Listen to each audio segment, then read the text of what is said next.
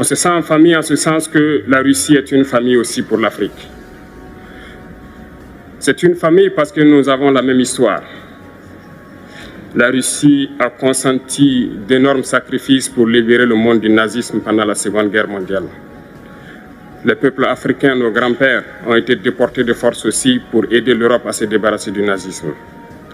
Nous partageons la même histoire en ce sens que nous sommes les peuples oubliés du monde, qu'ils soient dans les livres d'histoire, dans les documentaires ou films.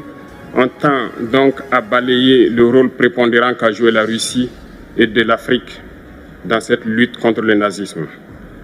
Pour ce qui concerne le Burkina Faso, aujourd'hui nous sommes confrontés depuis plus de 8 ans à la forme de manifestation la plus barbare, la plus violente du néocolonialisme, de l'impérialisme.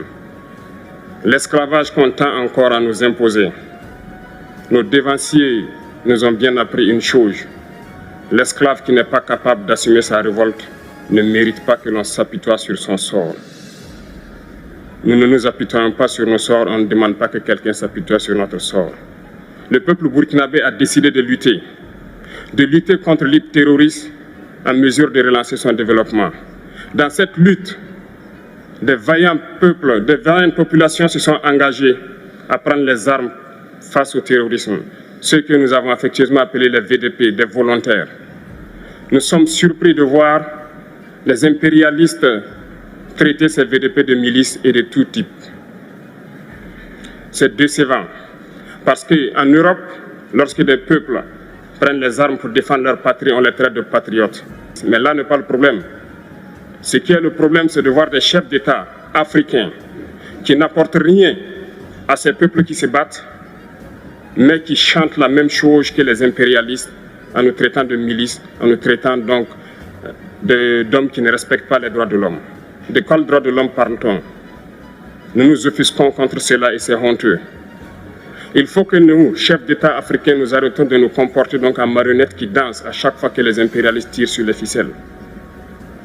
Hier, le président Vladimir Poutine a annoncé donc l'envoi de céréales en Afrique. Nous sommes bien contents. Nous lui disons merci pour cela. Mais aussi, c'est un message passé à nous, chefs d'État africains, parce qu'au prochain forum, nous ne devrons pas venir ici sans avoir assuré, pour ceux qui ne connaissent pas la guerre, l'autosuffisance alimentaire de nos peuples. Nous devons prendre l'expérience de ceux qui ont pu déjà atteindre cela en Afrique, tisser de bonnes relations ici et tisser de meilleures relations avec la Fédération de Russie pour pouvoir assouvir les besoins de nos populations. Gloire à nos peuples, dignité à nos peuples, victoire à nos peuples. La patrie ou la mort, nous vaincrons. Merci, camarades.